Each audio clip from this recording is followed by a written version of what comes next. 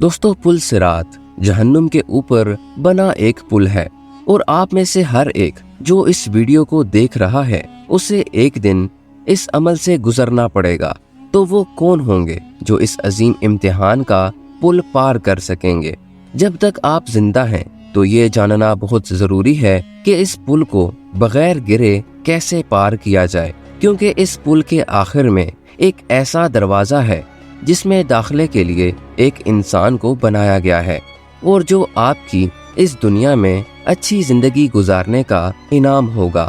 ये समझने के लिए कि हम किस तरह पुल सिरात पर पहुंचेंगे जिसे हम सबको पार करना पड़ेगा, मुझे आपको उस लम्हे में लेकर जाना पड़ेगा जहां से ये सब कुछ शुरू हुआ था, जहां से क़यामत का आगाज होगा और जब चांद और सूरज एक साथ जमा होना शुरू हो जाएंगे और लोग इस तरह खौफो हिरास में खड़े होंगे कि वो अपने वालिदैन और बच्चों को भी नहीं जानते होंगे और हर कोई हैरत और खौफ में मुब्तला होगा और हर किसी की कोशिश होगी कि किस तरह इस अजाब से बचा जाए, लेकिन तब तक बहुत देर हो चुकी होगी और तब किसी के लिए उस दिन की होलनाकी से बचने का कोई तरीका नहीं होगा।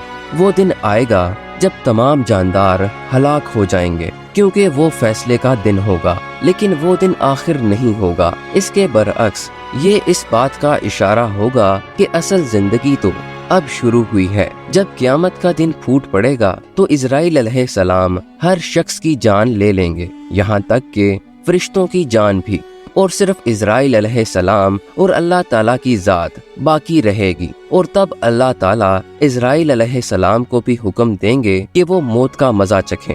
तब कायनात में मुकम्मल खामोशी छा जाएगी और वो ज़ात जो इस तमाम कायनात का मालिक है सिर्फ वही जिंदा रहेगा।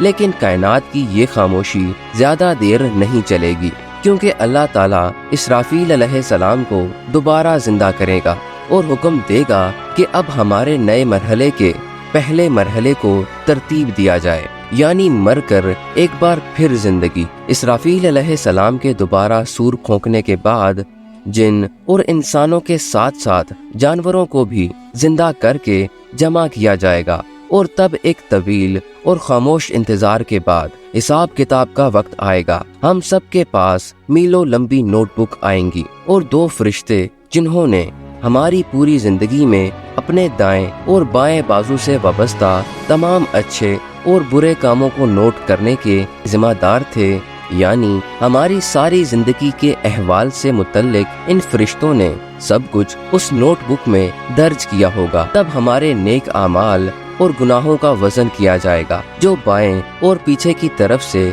निजात दिलाएंगे। हमारे आमाल को एक मीज़ान में तोला जाएगा। जो शख्स मीज़ान की स्टेज से निकल जाएगा तो उन सब को पुल सिरात तक पहुंचाया जाएगा, जिसके बिल्कुल नीचे जहन्नुम होगी। वो पुल जो 7 मराहिल पर मुश्तमिल होगा, या तो हम इन मराहिल को अबूर करके जन्नत के दरवाजे से दाखिल हो सकते हैं या फिर हम नीचे गिर जाएंगे। पुल सिरात जन्नत और जहन्नुम के दरमियान एक रास्ता है, यानी जन्नत जहां हम अपने प्यारों के साथ हमेशा हमेशा के लिए रहेंगे, जहां हम इस रास्ते के आखिर में अब्दी खुशी तक पहुंचेंगे। और हमारे आखिरी नबी हजरत मोहम्मद सल्लल्लाहु अलैहि वसल्लम ने हमें इस बारे में बहुत अहम मालूमात दी कि इस पुल को कौन पार करेगा और इस पुल को किस तरह पार किया जाएगा। क़यामत के दिन लोग ऐसा खौफनाक दौर देख रहे होंगे कि हर एक अपनी अपनी परेशानियों में होगा, किसी की आंख किसी को नहीं देख पाएगी, यहाँ तक कि तमाम पैगंबर भी अपने आप की फिक्र में होंगे। लेकिन हजरत मोहम्मद सल्लल्लाहु अलैहि वसल्लम उम्मत को मुआफ करने की दुआ करने में दरेग नहीं करेंगे। पुल सिरात के आगाज में वो हमें अल्लाह ताला की तरफ से दी गई इजाज़त से अपनी शिफात के मुंतज़िर होंगे। पुल सिरात के लंबे रास्ते पर 7 मरहले होंगे। पुल सिरात पर गुजरते हुए लोगों की मुख्तलिफ रफ्तार होगी। कुछ लोग तो पलक झपकते ही गुजर जाएंगे और कुछ बिजली की रफ्तार से तेजी से अबूर करेंगे, कुछ हवा की रफ्तार से और कुछ तेज घोड़ों की तरह, जबकि कुछ ऊंट जैसी दीगर सवारियों की रफ्तार में गुजरेंगे। कुछ रेंगते हुए और कुछ ऐसे भी होंगे जिन्हें जहन्नम में डाल दिया जाएगा। اب ہم کتنی تیزی سے اس پل کو عبور کر سکیں گے؟ تو اس کا انحصار ہماری روح کی پاکیزگی پر ہوگا۔ پل صراط کو عبور کرنے والے کچھ مومنین کی روشنی اتنی مضبوط ہوگی کہ نیچے جہنم کی آگ بولے گی کہ یہاں سے جلدی گزر جاؤ۔ ایک اور حدیث میں کہا گیا ہے کہ پل صراط کو عبور کرتے وقت شہداء کو کوئی پریشانی نہیں ہوگی، جیسے کہ پہلے ذکر ہو چکا ہے کہ پل صراط کو عبور کرنے کے لیے 7 مراحل سے گزرنا پڑے گا، اور ان 7 مراحل میں ہماری زندگی کے متعلق مختلف پہلوؤں کے بارے میں سوالات کیے جائیں گے۔ پل صراط پر ہم سے پہلا مسئلہ جس کے بارے میں ہم سے پوچھ گچھ ہوگی وہ ہے ایمان۔ ہم سے پوچھا جائے گا کہ کیا ہم نے اس ایمان کو قبول کیا ہے جو ہمارے دل کے سکون کے ساتھ تھا، اور کیا ہم نے اس پر پورے دل اور خلوص کے ساتھ یقین کیا ہے۔ اگر ہمارا ایمان اللہ، فرشتوں، انبیاء اور تقدیر پر ایمان مضبوط ہوگا تو ہمیں وہ پہلا مرحلہ پار کرنے میں کوئی پریشانی نہیں ہوگی، اور ہم اس پل پر سے گزر کر دوسرے سٹاپ یعنی دوسرے مرحلے تک پہنچ جائیں گے۔ پل صراط کے دوسرے مرحلے پر نماز کے بارے میں سوال کیا جائے گا، وہ عبادت جو ہم پر دن میں 5 بار فرض کی گئی ہے۔ تیسرے مرحلے پر ہم سے پوچھا جائے گا کہ کیا ہم نے اپنی دولت کو ایک حد تک ضرورت مندوں کے ساتھ بانٹا تھا یا نہیں۔ یہاں زکوٰۃ کے بارے میں بھی سوال کیا جائے گا۔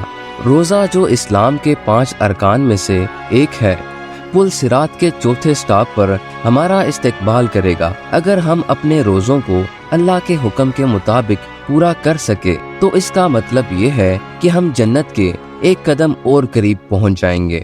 اس کے بعد آپ سے سوال پوچھا جائے گا کہ اللہ نے ہمیں موقع دیا تھا اور استطاعت بھی دی تھی، تو کیا ہم نے حج ادا کیا تھا؟ اگر یہاں بھی کامیاب ہو گئے تو پل صراط کے 5ویں سٹاپ پر کسی رکاوٹ کے بغیر آگے جانے دیا جائے گا۔ پھر اپنے والدین اور اپنے رشتہ داروں کے ساتھ اچھے تعلقات کا پوچھا جائے گا۔ لہٰذا رشتہ داروں سے ملنے کے بعد ہمیں اپنے رشتہ داروں پر توجہ دینی چاہیے۔ ایک شخص جو چاہتا ہے کہ میرا رزق بڑھ سکے اور اس کی لمبی عمر ہو تو وہ اپنے رشتہ داروں سے مل کر اس کا مشاہدہ کریں۔ اگر ایک انسان والدین کا احترام کرنے میں کامیاب رہا تو اس کا یہ عمل جنت سے ذرا پہلے آخری مرحلے تک پہنچنے میں مدد کرے گا۔ اگر آپ نے ان تمام باتوں کا خیال رکھا تو آخری مرحلے پر آپ کو پریشان ہونے کی ضرورت نہیں ہوگی، کیونکہ حضرت محمد صلی اللہ علیہ وآلہ وسلم اپنی امت کے لیے جنت کے دروازے پر کھڑے دعا کر رہے ہوں گے۔ اللہ تعالی ہم سب کو ان تمام مراحل سے بغیر کسی رکاوٹ کے گزارے اور ہمیں جنت میں آپ صلی اللہ علیہ وآلہ وسلم کے ساتھ داخل ہونے کا اعزاز عطا فرمائے۔ آمین۔